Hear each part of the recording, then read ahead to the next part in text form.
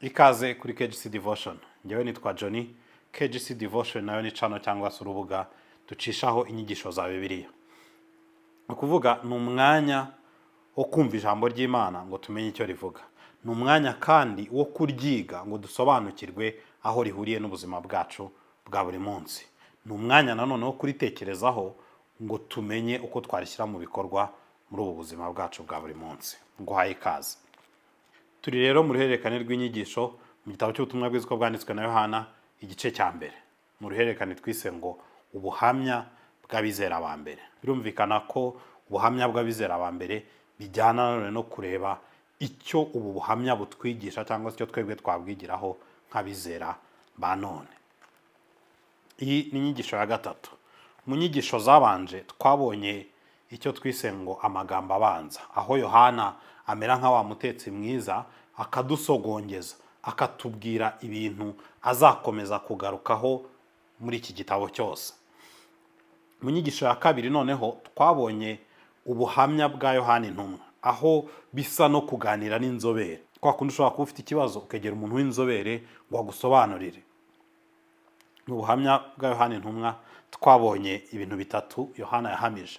Twabonye ko Yohana yahamije ko Yesu ari we jambo. Twabonye kandi ko Yohana yahamije ko Yesu ni umucyo w'isi. Twabonye nanone Yohana ahamya ko Yesu atanga ubugingo ku buntu. Niba waracikanywe izi nyigisho wazikurikira kuri YouTube yacu zirahari. Ariko nanone impamvu yo gucikanwa, inyigisho zacu zisohoka buri ku cyumweru saa 2 za mu gitondo. Ushaka kandi ko tukumenyesha ko yasohotse, nta kindi ukora ukanda kuri subscribe, ugakanda no kuri notification cyangwa se akazogera niko bakunze kukita. Hanyuma uko inyigisho isohotse tukakohereza ubutumwa bugufi twabwira ngo inyigisho yasohotse. Ni karibu nawe ntugacikanywe, Imana iguhe umugisha. Reka noneho twinjire mu nyigisho yacu y'uyu munsi. Inyigisho yacu y'uyu munsi ni ubuhamya bwa Yohana umubatiza. Birumvikana iyo tuvuze ubuhamya bijyana no kureba ni iki twakwigira kuri ubwo buhamya twebwe abizera b'uyu munsi. Turi mu gitabo cy'ubutumwa bwiza uko bwanditswe na Yohana igice cya mbere, turareba uhereye ku murongo wa 19 tugeze ku murongo wa 34. Muri iyi mirongo hari ibintu bitatu Yohana umubatiza ahamya. Icya mbere, Yohana umubatiza ahamya ko atari we Kristo. Yerurira abantu akababwira ngo sijye Kristo.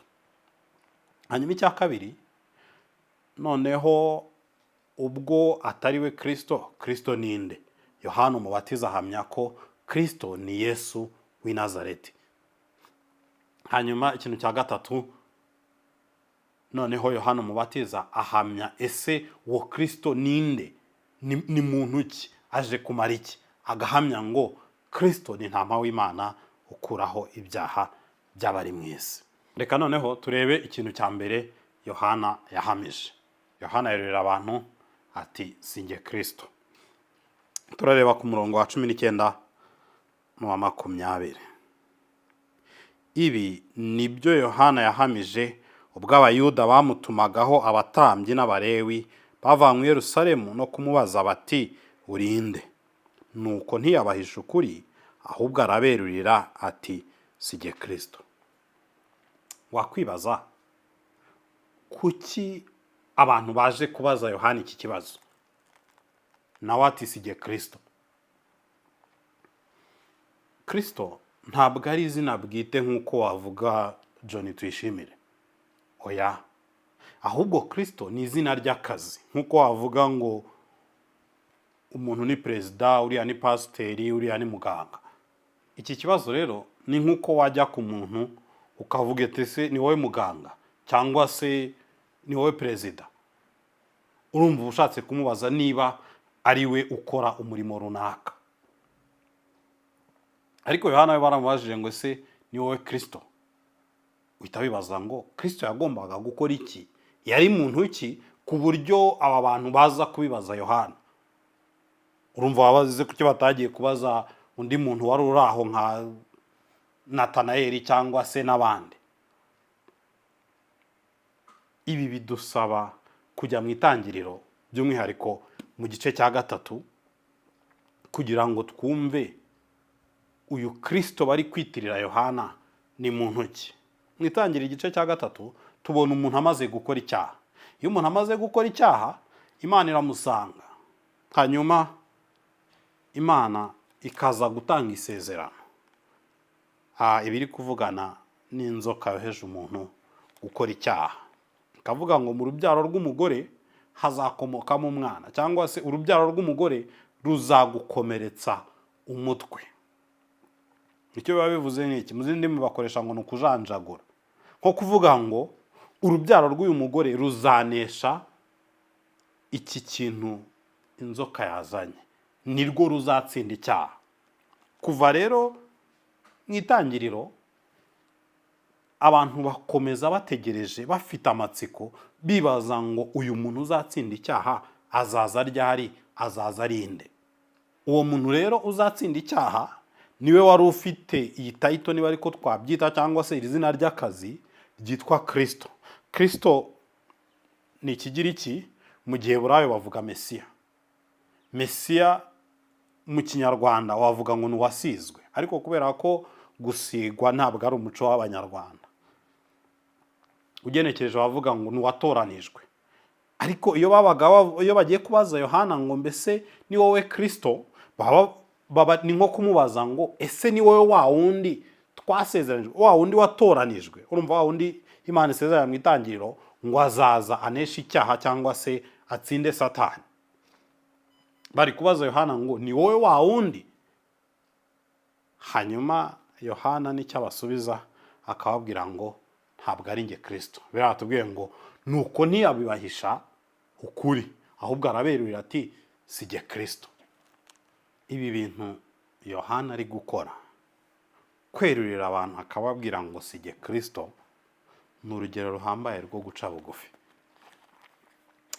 Iki ni ikintu dukeneye gutindaho, kubera ko turi mu gihe abantu ndetse n'abizera batanyuzwe n'uw'Imana yabagizeho, ahubwo ugasanga umuntu arashaka kugaragara birenze uko ari, arashaka ko abantu bamutekereza birenze uko we ari. Ariko Yohana ntabwo ari uko ameze. Yohana we arakira umuntu ari we, hanyuma akavuga ngo si jye Kristo, akerurira abantu. Urumva, aba ni abantu baje bamwitiranya na Kristo, niyo mpamvu ari we baje kubaza ibi bintu. Ariko n'igihe bamwitiranyije nawe, Yohana we yerurira abantu, biratubwiye ngo ntabahisha ukuri, arababwira ngo si jye Kristo. Mu yandi magambo, yakira umwanya we. Ikintu gitangaje ni umurongo ukurikiyeho. Baramubaza ngo ese wowe urinde? Yamaze kubahakanira uwo atari we, ariko ntago banyurwa nuko yababwiye uwo atari we. Baracyafite amatsiko, barashaka kumenya niba atari uyu, noneho ninde?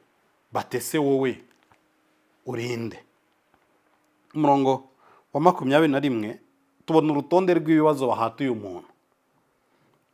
21 ngo nuko baramubaza bati tubwire, uri Eliya? Nawe ati sindi we. Bati uri wa muhanuzi? Arabasubiza ati oya.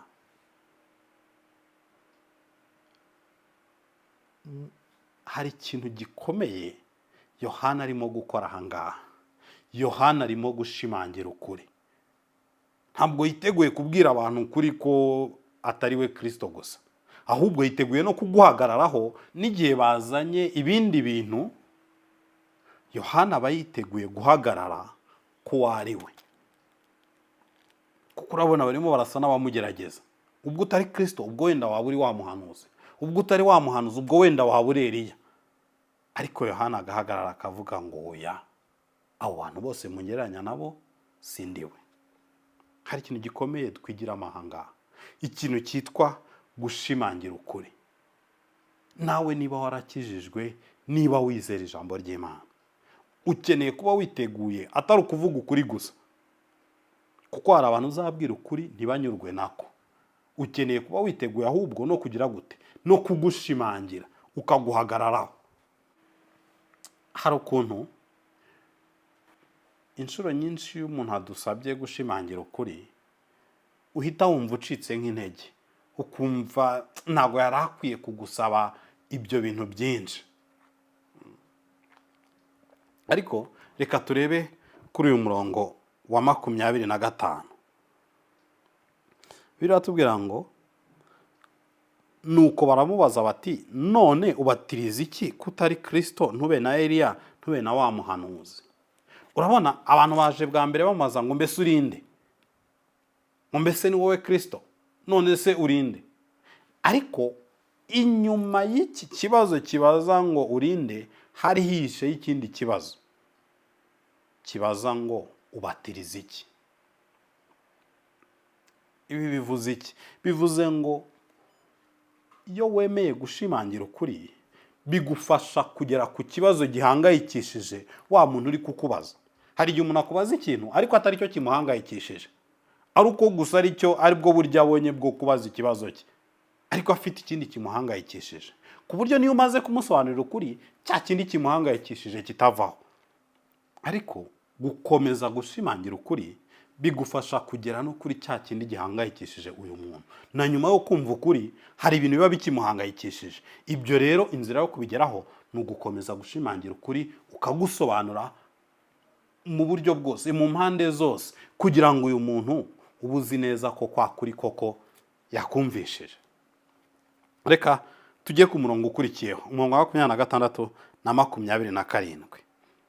Ngo Yohana arabasubiza ati njye ndababatirisha amazi, ariko muri mwe hahagaze uwo mutaramenya, uwo ntibinkwiriye gupfundura udushumi tw'inkweto ze.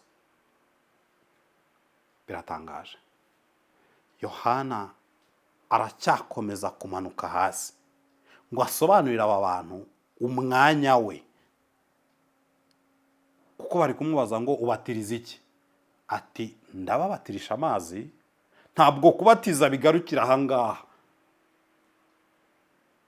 ahubwo hari undi mutaramenya, nta nubwo nabasha gupfundura udushumi tw'inkweto ze. Mu yandi magambo ari kubabwira ngo uyu we wundi hari undi ubasha gukora ibirenze kubabatirisha amazi. Ntabwo nzi niba iki kintu urimo kugikurura neza mu buremere bwacyo, ariko Yohana arimo arakura abantu ni nkaho niwe wari senta y'ikiganiro, ibintu byose niwe byarebagaho, urinde, ese uri kanaka, ese uri kanaka.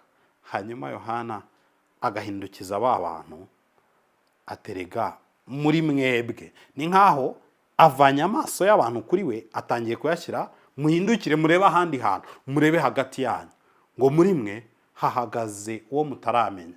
Hanyuma uyu muntu amuvugaho ikintu gikomeye, akavuga ngo ni wundi utubukuru, nta nubwo nabasha gupfundura udushumi tw'inkweto ze.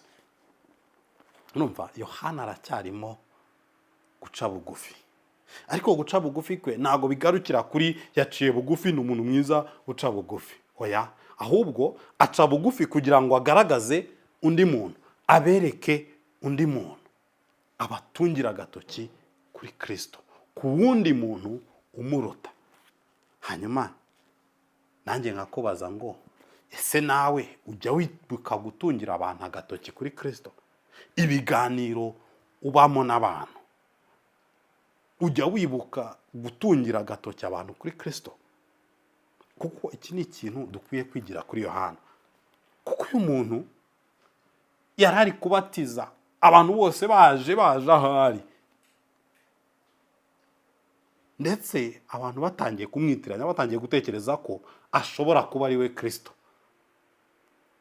Hanyuma Yohana abantu batangira gutekereza gutyo, akababwira ngo erega muri mwe hahagaze uwo mutaramenya, akavana amaso yose kuri we akayerekeza ku wundi, akayerekeza kuri Kristo.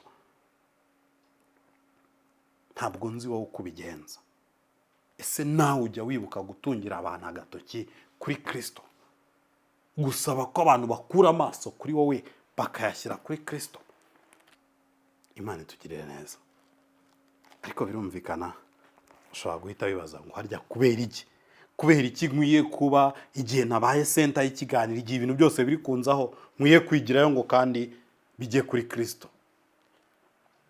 Ukuri ni uko buriya muvandimwe, ikibazo abantu bafite kirenze ibyo wowe n'ubuhanganye n'ubushongore n'ubukaka wa mugani washobora gukemura. Bisaba ko abantu bagera kuri Kristo kugira ngo ikibazo cyabo gikemuke. Ibyo wabasha gukora, ya attention ntoya uri kubona, kwa kuba abantu baguhanze amaso, byakemura ku kibazo cyabo akantu gato cyane. Bisaba ko abantu bagera kuri Kristo. Biratangaje ukuntu iyo aba bantu baje kubaza Yohana, baramubaza ngo mbese uri Eliya? Yohana ati reka da. Hanyuma iyo aba bantu basubiye kuri Yesu noneho, iyo amaze kubatungira agatoki ngo bajye kuri Yesu, iyo bageze kuri Yesu bakamubaza ibya Yohana, Yesu arababwira ngo uriya niwe Eliya wahanuwe. Turi kumwe? Iki gishatse kuvuga iki? Yohana mu bumenyi bwe aho bugarukira, hari ibintu atabashaga gusobanukirwa, hari ibintu atabashaga gusobanura. Ariko amaze gutungira abantu kuri Kristo, Kristo arabisobanura. Hari ikintu gitangaje, nukuntu iyo aba bantu bageze kuri Kristo, Kristo asa n'uwubahishije wa Yohana waciye bugufi. Bisa naho rya jambo riri gusohora ngo uwicisha bugufi Imana izamushyira hejuru. Ariko ndakwinginga nshuti yanjye, nawe ube witeguye. Kubera iki? Guca bugufi maze ukerekeza abantu kuri Kristo, ukayobora abantu kuri Kristo, ukabatungira agatoki bakajya kuri Kristo. Burya niwo muhamagaro wanjye nawe, niwo muhamagaro w'abizera bose. Kwigana Yohana tukaba abantu bemera guca bugufi, ahubwo tugatungira agatoki abantu kuri Kristo. Niwo muhamagaro wacu. By the way, nicyo cyubahiro gihambaye ushobora kubona. Kubera iki? Kubera ko iyo aba bantu bageze kuri Yesu, Yesu arababwira ngo reka mbabwire ngo mu babyawe n'umugore nta uruta Yohana. Uribaza, guca bugufi kwa Yohana bigeza aba bantu kuri Kristo, hanyuma Kristo yahindukira agiye kuvuga Yohana akavuga ngo mu babyawe n'umugore nta umuruta. Nicyo cyubahiro gihambaye ushobora kubona, ni uguca bugufi. Niwemera guca bugufi ugatungira abantu kuri Kristo, nta cyubahiro gihambaye kirenze icyo uzabona. Ariko birumvikana tubaza ngo harya uyu Kristo ubwo ninde? Niba uri kugendana n'aba bantu, nta kindi bari kubaza. Ariko uwo muntu uruta Yohana, kuko na Yohana ntabwo yari yoroheje, nawe uri kumwe n'aba bantu wahita ugira amatsiko ukabaza ngo uwo muntu uruta Yohana ubwo ninde? Icyo ni ikintu cya kabiri Yohana yahamije. Yahamije ko ubwo atari we Kristo hari undi. Hanyuma batungira agatoki bavuga ngo Kristo ni uyu nguyu, Yesu w'i Nazareti. Reka tujye kuri uyu murongo wa 29. Bukeye bwaho abona Yesu aza ahari, aravuga ati nguyu umwana w'intama w'Imana ukuraho ibyaha by'abari mu isi. Ndagira ngo dutinde kuri aka kajambo nguyu, kuko kuba Yohana amaze kuvuga bya bindi yavuze hejuru, yaramaze kubwira abantu ko ntabwo ari we Kristo, hanyuma akababwira ngo muri mwe ahagaze uwo mutaramenya.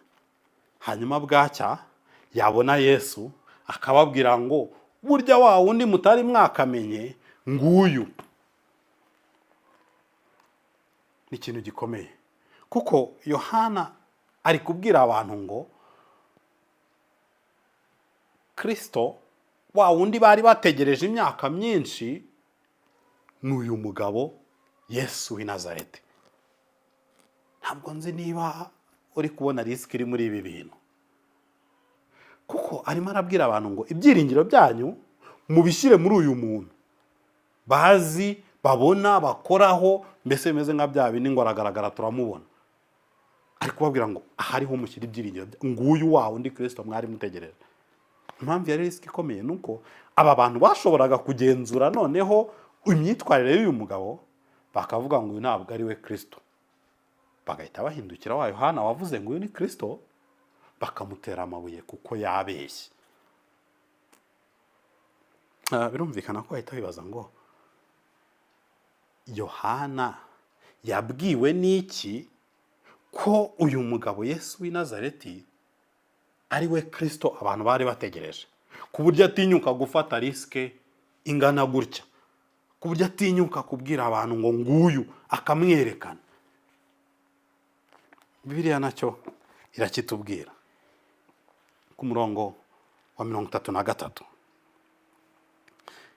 Bibiliya iratubwira, Yohana arasobanura uko byagenze.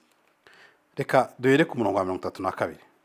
Ngo kandi Yohana arahamya ati, nabonye umwuka amanuka ava mu ijuru asa n'inuma atinda kuri we. Ugahita wibaza ngo kuki se ibyo biremereye, ibyo se bivuze iki, kuki ari ibintu by'agaciro? Yohana akagisobanura ngo icyakora sinari muzi, mbese mbere hose ntago nari muzi, keretse yuko yantumye kubatirisha amazi yambwiye iti, uzabona umwuka amanukira akagwa kuri we, uwo niwe ubatirisha umwuka wera. Umurongo wa 34. Ngo nanjye mbibonye mpamya yuko ari umwana w'Imana. Hari ibintu bibiri Yohana arimo gukora muri iyi mirongo. Icya mbere, Yohana yumvise icyo Imana yavuze, kuko Bibiliya yatubwiye ku murongo wa 33 ngo icyakora sinari muzi, keretse yuko yantumye kubatirisha amazi yambwiye iti. Icyo Imana yamubwiye Yohana aracyumvise, mvuko yari yamubwiye ngo uzabona umwuka amanukira akagwa kuri we, uwo ni ubatirisha umwuka wera. Hari amakuru Yohana yari afite y'uwo Kristo ari we, y'ikizamubwira Kristo ninde, yagombaga kuzabona umwuka azamanukiraho. Icyo ni ikintu kiremereye, kumenya icyo ijambo ry'Imana rivuga, kumva ijwi ry'Imana, ukamenya ngo Imana iri kuvuga ibi ngibi. Ibyo bintu mfitiye amatsiko, Imana irabivuga gutya. Turi kumwe? Hanyuma akora ikintu cya kabiri. Cya kintu Imana yavuze, Yohana agira ati, arakigenzura.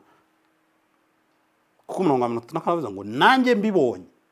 Mu yandi magambo, Yohana yahoraga ategereje, azi ngo hari ikintu Imana yavuze, nkeneye kugitegereza, nkeneye kukigenzura.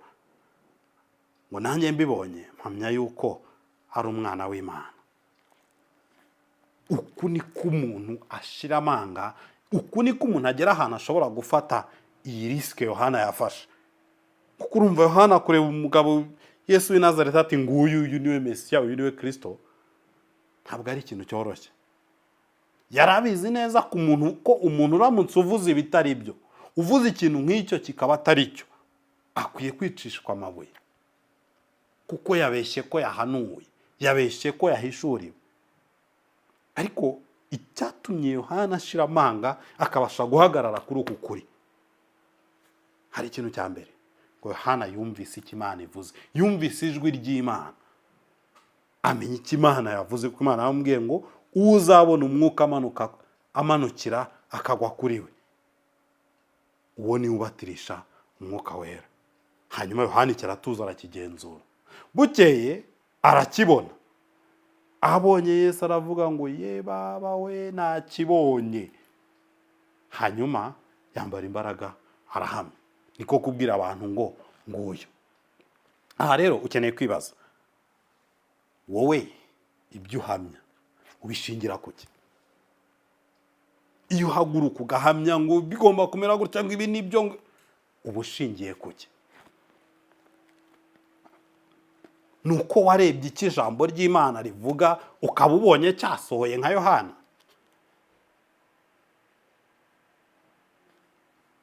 Ukuri nuko abantu benshi usanga ibintu bahamya ari ibitekerezo byabo,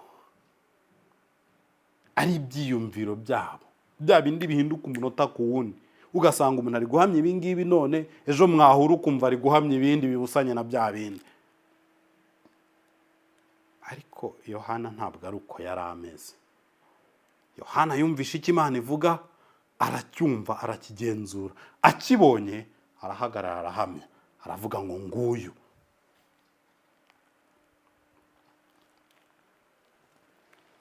Sinzi wowe ibyo uhamya aho bikura, ariko buriya turi mu gihe kitoroshye. gituma inshuro nyinshi guhamya cyangwa se kwizera ibintu runaka bishobora kugorana. Reka mbaho akagero gatoya. Mu minsi yashize umuntu yaraduhamagaye, yahamagaye madamu ati ndi masera w'ikibeho, inimero zawe ngo masera sinzi izina yavuze, ngo yarabonekewe, ngo aduha nimero zanyu ngo tubahamagare. Tuti sawa, ko tuzajye tubasengera, tuzajye tuza gusengana namwe. Tuti sawa. Bidateye kabiri ati munyohereza amafaranga. Ntitugiye gusesengura neza, dusanga ibyo bintu burya yahamagaye n'abandi benshi ababwira ayo magambo, ababwira ibyo ngibyo. Urumva iyo uhuye n'ibintu nk'ibyo, amahitamo aba ari abiri. Hari abantu bamwe bahura n'ibintu nk'ibyo, urumva n'ubwambuzi bushukana, n'uburyarya bwitirira Imana, bakavuga ngo ibintu by'Imana byose ubwo n'uburyarya, ntaho muriye nabyo. Ntihazagira umuntu umbwira iby'Imana, n'uburyarya, n'abambuzi gusa. Hanyuma hari n'abandi nabo ibyo arabyumva agakomeza nkaho nta cyabaye, nkaho nta kintu yumvisha. Ariko ibintu nk'ibi bidusigira amahitamo, bisiga abantu bagabanyijemo ibice bibiri.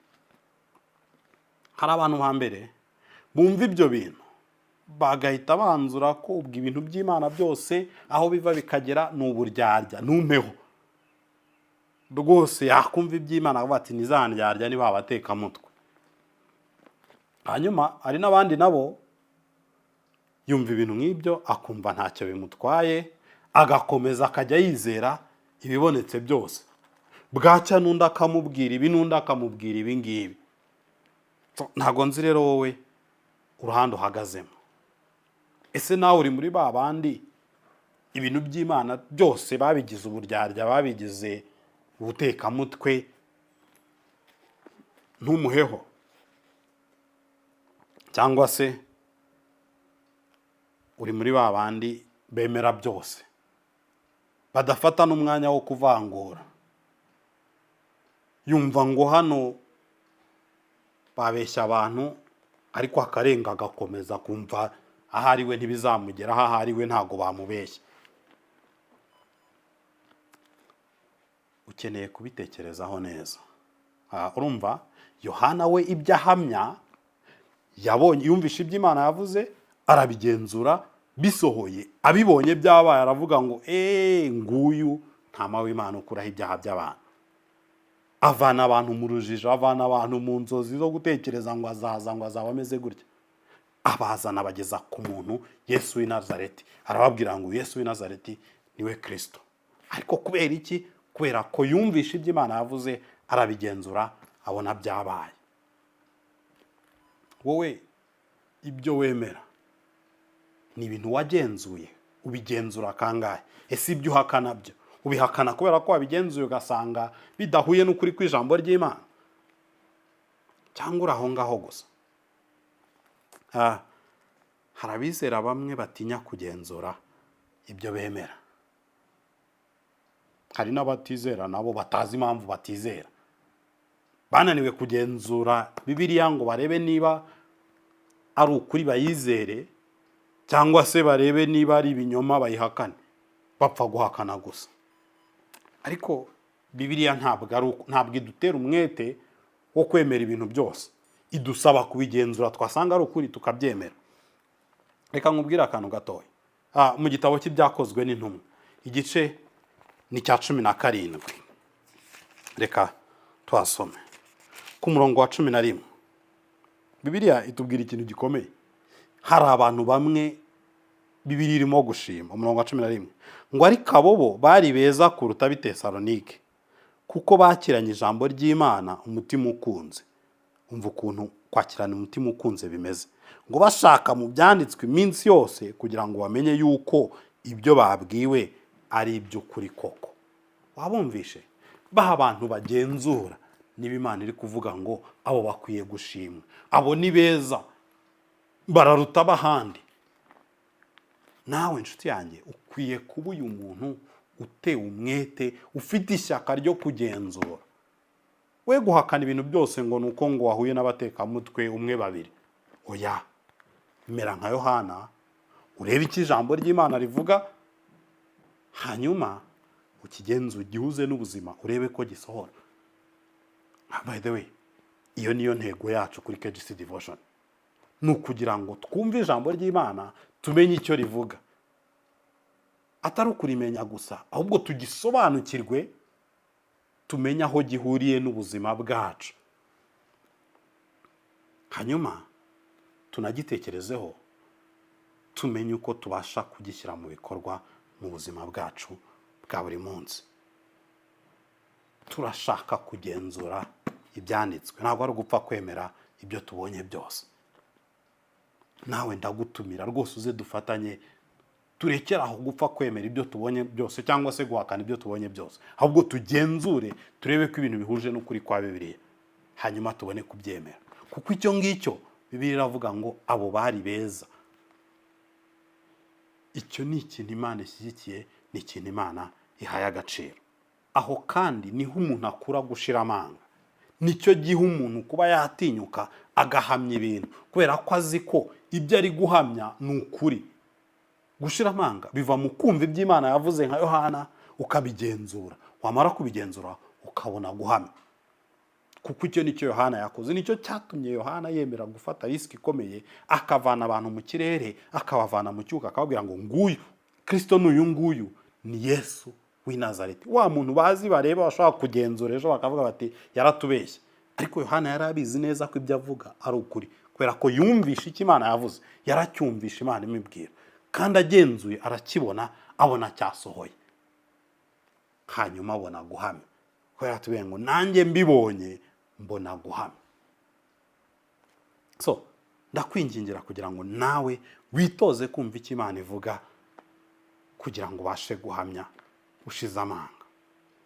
Ushobora kuba noneho utangiye kwibaza utari ko uwo muntu abantu bahamya bashize amanga afite irihe sumbwe, ni bwoko ki? Uyu Kristo ni bwoko ki? Yohana nabyo arabisobanura. Nicyo kintu cya gatatu Yohana yahamije. Yohana ahamya ko Kristo ari ntama w'Imana ukuraho ibyaha by'abantu. Sinzi niba icyo kintu cyumvikanye, ngo ni ntama w'Imana, ntama w'Imana ukuraho ibyaha by'abantu. Ariko reka ngo akagero kagufasha kubyumva neza. Ese wigeze ukora ikintu kibi cyangwa se kidakwiriye mu bantu? Ashobora kuba ari mu muryango, cyangwa se mu kazi, cyangwa se ku ishuri. Cya kintu nawe ubwawe usubira inyuma wakireba, ukumva warasebye, ukumva mbese yaba hari nk'igitangaza cyaba, ugakanda delete, cyangwa se ukagisiba kigahanagurika mu bitekerezo by'abantu, ntibazongere kwibuka ko icyo kintu cyabaye. Iyo Yohana avuze ngo ni ntama w'Imana ukuraho ibyaha by'abantu, ari kuvuga umuntu ushobora gukora ikintu nk'icyo. Ushobora gufata ya makosa yawe yose, bya bindi utifuza ko hagira umuntu ubimenya, bya bindi udashaka, uvuga ati Mana, iyaba ibi bintu abantu babyibagiye, iyo batongeraga kubyibuka, mu kanya nk'ako guhumbya akabisiba, akabihanagura burundu. Yohana avuze ngo ntama w'Imana ukuraho ibyaha by'abantu, ni uwo nguwo arimo kuvuga. Uri buza akabisiba, akabihanagura, byose bikarangira burundu. Bigutekereza ko yari umuntu uguteye amatsiko, ariko nicyo Yohana avuga. Turacyari kuri wa murongo wa 29, kuko batubwiye ngo bukeye bwaho abona Yesu aza aho ari, aravuga ati nguyu nde? Umwana w'intama w'Imana ukuraho ibyaha by'abari mu isi. uwo ni we Yesu Yohana arimo kuvuga. Hari ukuntu ibi bintu Yohana ari kuvuga bitandukanye n'ibyo abantu bose batekerezaga mbere, kubera ko iyo abantu batekerezaga Kristo ntago mu mitwe yabo harimo cyane uyu nguyu ukuraho ibyaha by'abantu. Oya, batekerezaga umwami uzaza akabaha ubuzima bwiza, akabaha kunezerwa, akabaha amahoro. Ariko Imana yo yashakaga ko tugira iyi shusho yindi,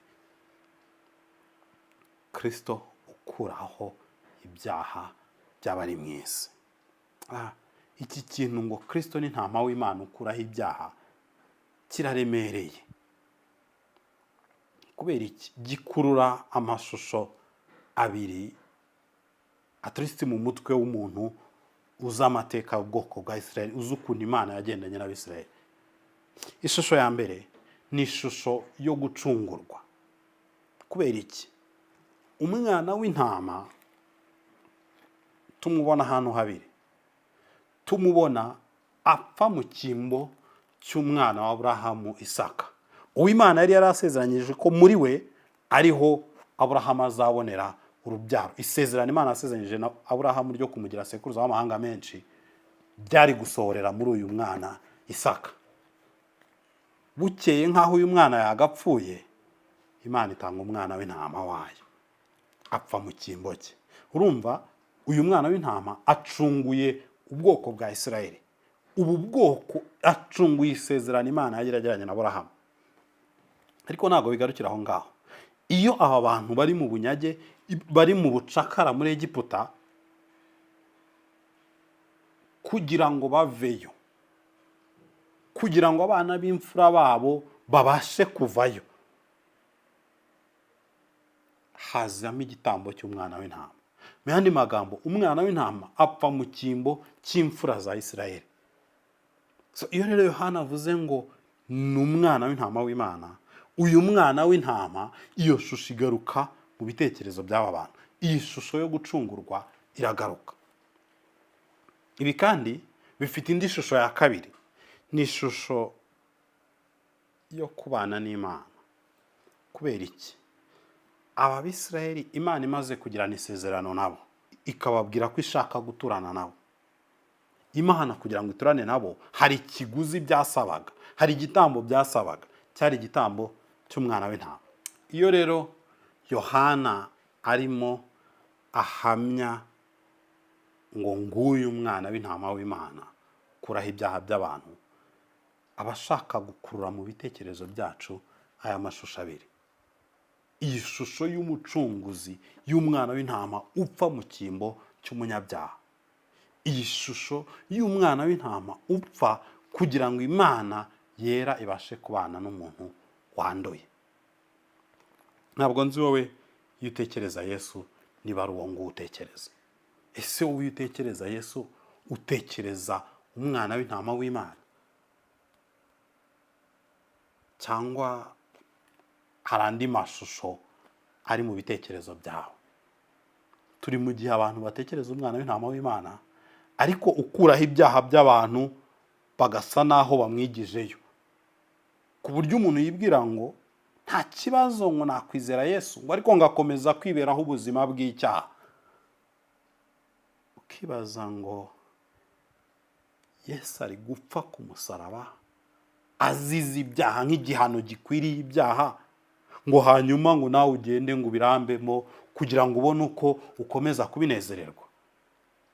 Ntabwo nzi uwo Yesu. Uwo Yesu ntabwo ari we Yohana ari kuvuga hano, kuko Yohana ari kuvuga ntama w'Imana ukuraho ibyaha by'abari mu isi. Ntabwo ari Yesu ubana n'ibyaha by'abari mu isi. Ni ntama w'Imana ubikuraho akabyigezayo. Ntabwo nzi Yesu utekereza muri wowe. Ariko hari indi shusho ya Kristo abantu bari bafite mu mitwe yabo. Ariyo mpamvu Yohana akeneye gutsindagira ko ari ntama w'Imana ukuraho ibyaha by'abari mu isi. Kubera ko abantu batekerezaga ko Mesiya cyangwa se Kristo azaza ategeke, kuko ubuhanuzi bwavuga ko azicara ku ntebe ya Dawidi. Azaza ategeke abakure mu bubata, abakure mu bibazo. Ubundi ukuri ni uko Imana ibasha kugukiza ibibazo rwose, yabigukiza ikabivanaho. Ikibazo ni uko ibyo bibazo byawe ntabwo ari cyo kibazo. Ntabwo Yesu yazanywe no gukemura ibibazo byawe, ngo aguhe inzu, aguhe imodoka, aguhe akazi keza, aguhe abana n'urubyaro n'ibindi n'ibindi. Kubera ko ibyo ngibyo ntabwo ari cyo kibazo. Nshuti yanjye, abantu bari babifite Yesu ataraza. Abantu bari bafite amazu, bari bafite ubukire bw'ubwoko bwose na Yesu ataraza. Ntabwo rero byasabaga ko Yesu apfa kugira ngo abantu babone ubukire. Ni ukuvuga iki? Ntabwo ibibazo byawe ari cyo kibazo. Ariko uhita wibaza ngo ikibazo ni iki? Imana yohereza umuhanuzi Yesaya kera cyane mbere y'uko Yesu aza, ngo ababwire ikibazo icyo ari cyo. Ni Yesaya ibice 59, turasoma duhereye ku murongo wa mbere. Yesaya igice cya 59 uhereye ku murongo wa mbere. Biravuga ngo dore ukuboko k'Uwiteka ni kwaheze ngo ananirwe gukiza, n'ugutwi kwe ni kwapfuye ngo ananirwe kumva. Ukabaza ngo none ikibazo ni ikihe? Umurongo wa kabiri, ngo ahubwo gukiranirwa kwanyu niko kwabatandukanije n'Imana yanyu, n'ibyaha byanyu nibyo bitera kubima amaso ikanga no kubumva. Turi kumwe? Ikibazo ntabwo ari uko udafite iki na kiriya. Ikibazo ni isano yawe n'Imana, ni ibyaha byawe. Kuko biravuga ngo ariko ibyaha, ngo ahubwo ibyaha byanyu, gukiranirwa kwanyu niko kwabatandukanije n'Imana, nibyo bitera kubima amaso ikanga no kumva. Icyo kibazo rero, icyo kibazo cy'icyaha kidutandukanya n'Imana, nicyo Yesu yaje gukemura. Niyo mpamvu Yohana avuga ngo ni ntama w'Imana ukuraho ibyaha by'abari mu isi.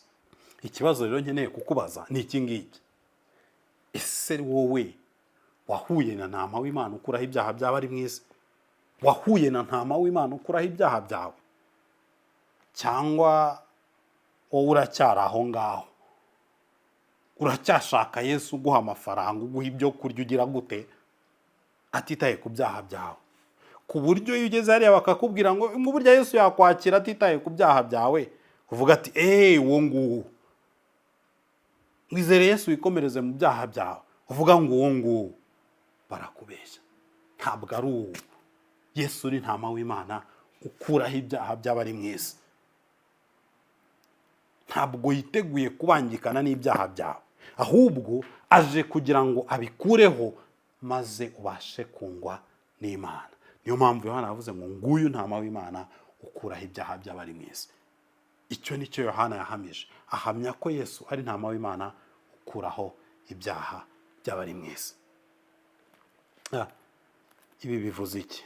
Ibi bivuze ngo aka kanya niba hari icyaha wumva kikugoye, wumva gituma wumva hagati yawe n'Imana harimo umworera, nicyo Yesu yaziye. Yaje kugira ngo agikureho, yaje kugira ngo wowe n'Imana mwiyunge, akureho icyo cyaha kigutandukanya n'Imana, wowe n'Imana muhinduke umwe. Twarabibonye ngo Jambo yabaye umuntu abana natwe. Icyatumye Imana ikora icyo ngicyo, cyatumye Imana yohereza Yesu kubana natwe, ni ukugira ngo adukurireho icyaha, bitume tubasha kongera kwiyunga n'Imana. Niba uyu munsi hari icyaha kikugoye, niba hari icyaha kikuremereye, gihereze Yesu. Witegereza gihe Yesu aka kanya, kubera ko nicyo cyamuzanye. Imana iguhe umugisha. Reka tugere ku musozo w'inyigisho, ariko ndashaka gusoza nkubwira ngo niba ufite amatsiko yo kumva ubuhamya bw'umuntu wumvishe Yesu, wamenya aya makuru y'uwo Yesu ari we, ntatindiganye, ndi kukubwira ngo niba hari icyaha ufite, bikore none aha ngaha. Gihe Yesu none aha ngaha, emerera Yesu agutandukanye nacyo none aha ngaha, emerera Yesu agikureho none aha ngaha. Ukagira ngo ni ibintu by'ubu ngubu, ariko dufite ubuhamya bw'umugabo wumvishe ibya Yesu ntiyatindiganya, yirukanka kumukurikira, yirukanka kumusanga ngo amukureho ibyaha bye. Uwo ni umugabo witwa Andrea. Video iri hano nayo wayireba ugasobanukirwa, ukumva ubuhamya bw'umuntu wahisemo gukurikira Yesu adatindiganije. Imana iguhe umugisha. Wakoze cyane. Tuzahore ku cyumweru.